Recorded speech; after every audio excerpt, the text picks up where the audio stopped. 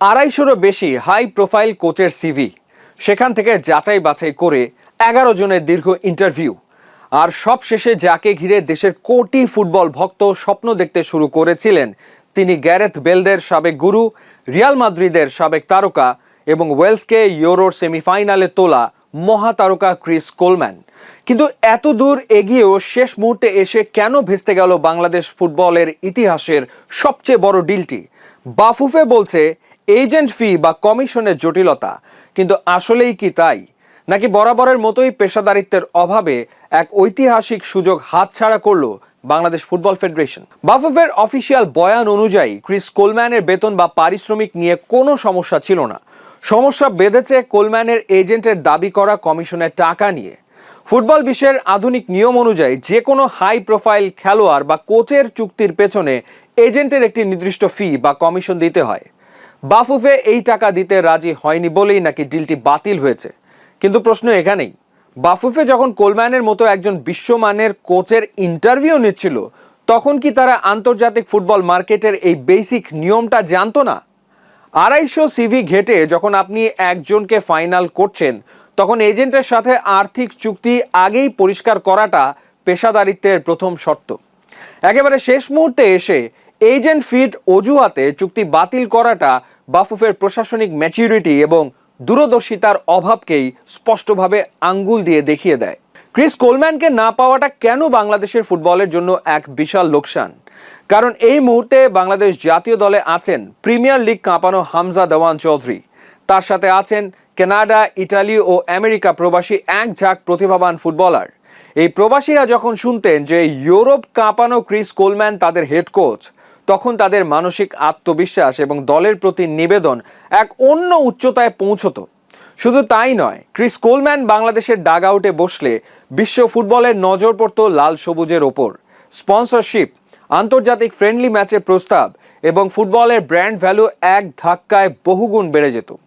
বাফুফে হয়তো কিছু টাকা বাঁচিয়েছে, কিন্তু কোলম্যানের মতো একজন গ্লোবাল আইকনকে হারিয়ে বাংলাদেশ ফুটবল যে দীর্ঘমেয়াদী লাইমলাইট এবং স্পোর্টস কালচার গড়ার সুযোগ হারালো, তাকে ব্যর্থতা ছাড়া আর কি বা বলা যায়? কোলম্যানের ডিলটি ভেস্তে যাওয়ার পর ফুটবল ফ্যানদের ক্ষোভের মুখে পড়তে পারে ফেডারেশন, এই আশঙ্কা থেকেই কি তড়িঘড়ি করে থমাস ডুলির নাম ঘোষণা করা হলো? শুক্রবার সকালে এমিরেটসের ফ্লাইটে ঢাকায় পা রাখা 65 বছর বয়সী থমাস ডুলির প্রোফাইল কিন্তু বেশ ভারী। তিনি মার্কিন যুক্তরাষ্ট্রের সাবেক অধিনায়ক, বুন্দেসলিগা ও ইউএফা কাপ জয়ী তারকা। কোচ হিসেবেও এশিয়ান ফুটবলে তার দারুণ ট্র্যাক রেকর্ড আছে। ডুলি হয়তো এশিয়ান ফুটবলের বাস্তবতায় দারুণ এক পছন্দ, কিন্তু ফুটবল প্রেমীদের মনে সন্দেহ থেকেই যাচ্ছে, কোলম্যানের হাইপ ঢাকতেই কি বাফুফে দ্রুত ডুলির দিকে হাত বাড়ালো? ডুলি সফল হতে পারবেন কিনা তা সময় বলবে, কিন্তু কোলম্যানকে না পাওয়ার যে ব্যর্থতার দাগ বাফুফের গায়ে লেগেছে, তা ডুলির আগমন দিয়ে পুরোপুরি ঢাকা সম্ভব নয়। এই ডিলটি ব্যর্থ হওয়ার পেছনে আরেকটি বড় কারণ হলো সময়ের সাথে বাফুফের তাল মেলাতে না পারা। আগামী 5 জুন সান মারিনোর বিপক্ষে ঐতিহাসিক প্রীতি ম্যাচের জন্য সহকারী কোচ হাসান আল মামুন এরই মধ্যে 32 জনের প্রাথমিক দল ঘোষণা করে দিয়েছেন। 24 মে থেকেই হামজা, সমিত এবং ইটালি থেকে উড়িয়ে আনা ফামিদুল ইসলামদের নিয়ে কন্ডিশনিং ক্যাম্প শুরু করার একটা ডেডলাইন ছিল বাফুফের সামনে। ক্রিস কোলম্যান এবং তার এজেন্টের সাথে দর কষাকষিতে বাফুফে এতটাই দীর্ঘসূত্রিতা করেছে যে মে মাসের শেষ সপ্তাহে এসে তাদের পিঠ দেয়ালে ঠেকে যায়। কোলম্যানের সাথে ডিল চূড়ান্ত করতে আরও সময় লাগতো, যা করতে গেলে 24 তারিখের ক্যাম্প শুরু করা অসম্ভব হয়ে পড়তো। অর্থাৎ আগে থেকে দূরদর্শী পরিকল্পনা না করে একদম শেষ মুহূর্তে এসে ক্যাম্পের ডেডলাইন মেলাতে গিয়েই বাফুফেকে তড়িঘড়ি করে কোলম্যানের ফাইল বন্ধ করে দিতে হয়েছে। একটু ভেবে দেখুন, ক্রিস কোলম্যান যদি বাংলাদেশে আসতেন, তবে তিনি কি হতেন এই মুহূর্তে পুরো এশিয়ার সবচেয়ে হাই প্রোফাইল কোচ? দক্ষিণ এশিয়ার ফুটবল তো বটেই, এমনকি পুরো মহাদেশের হিসেবেও এটি হতো এক বিশাল চমক। সাধারণত ক্রিস কোলম্যানের মতো প্রোফাইল, যারা ইউরোপিয়ান চ্যাম্পিয়নশিপ বা ইউরোর সেমিফাইনালের মতো মঞ্চে ডাগ আউট সামলিয়েছেন এবং গ্যারেথ বেলের মতো ওয়ার্ল্ড ক্লাস তারকাদের ট্যাকটিক্স শিখিয়েছেন, তারা এশিয়ায় আসলে মোটা অঙ্কের চুক্তিতে সৌদি আরব, জাপান, কাতার কিংবা দক্ষিণ কোরিয়ার মতো জায়ান্ট দলগুলোর দায়িত্ব নেন।